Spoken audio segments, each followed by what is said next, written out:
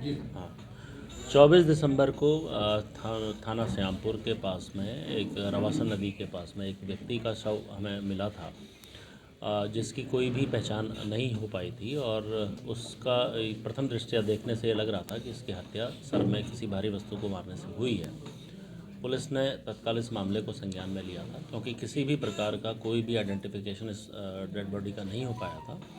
इसलिए अपने डीसीआरबी और एससीआरबी के थ्रू हम लोगों ने एनसीआरबी पोर्टल पे भी मृतक की पहचान हेतु प्रयास किए थे, पर किसी प्रकार की कोई हमें सफलता नहीं मिल पाई थी।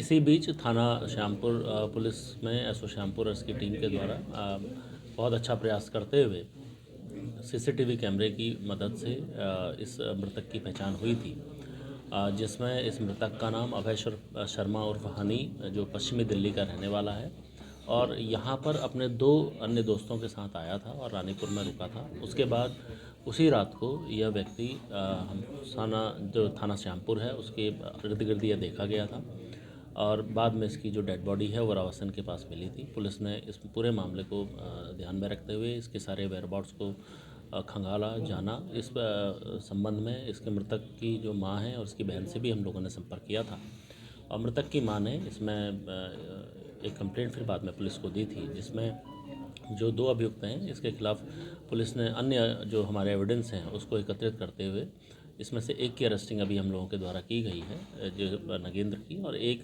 जो नीरज है वो अभी उसकी भी हम लोग अभी प्रयास कर रहे हैं और जल्दी ही हम लोग उसकी भी अरेस्टिंग करेंगे। दोनों अभियुक्तों से जो एक अभियुक्त से जब पूछताछ से पता लगा कि जो हमारा मृतक है इसके द्वारा अभी कुछ समय पूर्व ही दिल्ली में एक फ्लैट बेचा गया था, जिससे उसके पास जो नकदी आई थी जो उसके अकाउंट में थी उसको उससे लूटने या उससे लेने की नीयत से ही हत्या की गई थी और इनके द्वारा हत्या करने के बाद भी जो इसका एटीएम है या इसके जो अकाउंट हैं उसका भी ट्रांजैक्शन ये लोग कर रहे थे।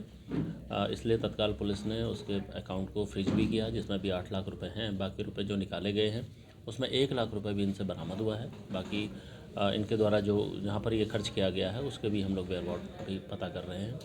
इस पूरे घटनाक्रम में जो हमारे थाना श्यामपुर की पुलिस ने बहुत ही आउटस्टैंडिंग वर्क किया है, जिसमें मेरे द्वारा और आईजी रेंज के द्वारा इसमें इनको इनाम की घोषणा भी की गई है और हम लोग ये इंश्योर भी करेंगे कि इस एकदम बिल्कुल ब्लाइंड मर्डर को जिस तरीके से और जिस खूबी से इतने कम समय में इनके द्वारा वर्कआउट किया गया है, इसलिए इसको बेस्ट इन्वेस्टिगेशन की श्रेणी में रखते हुए इनको सम्मानित भी किया जाए। अभय शर्मा का बैकग्राउंड क्या है और ये हरिद्वार कैसे रवासन पर किस तरह पहुंचे थे? अभय शर्मा है, ये पश्चिमी दिल्ली का रहने वाला है। अभय शर्मा और हनी ये अपनी माँ और बहन से अलग रह रहा था और अपने इन दोस्तों के साथ ही ये अपना जीवन यापन कर रहा था।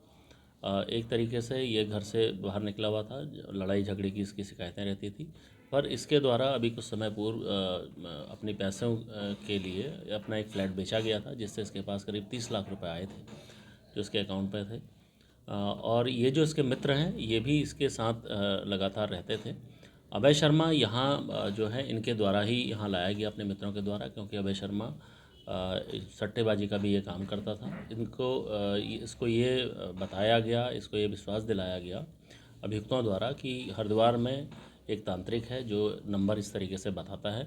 उसको एक्सप्लोर करने के लिए, उसको उससे मिलने के लिए, उससे नंबर जानने के लिए ये लोग यहाँ आए थे और इनके द्वारा उसका फ़ायदा उठाते हुए इसकी हत्या की गई। मृतक ह्यूमन ट्रैफिकिंग में भी इन्वॉल्व था क्या सर? देखिए, मृतक जो है जैसे मैं आपको बता चुका हूँ कि जितनी भी बुराइयाँ जितना हमने इससे पता लगा है लगभग काफ़ी बुराइयों में वो इन्वॉल्व था और अगर ह्यूमन ट्रैफिकिंग में था, अभी इस संबंध में भी जांच क्योंकि चल रही है, इनिशियली अभी हम लोग कर रहे हैं। अगर ऐसा कोई और तथ्य प्रकाश में आएगा तो उसको भी हम विवेचना में सम्मिलित करेंगे।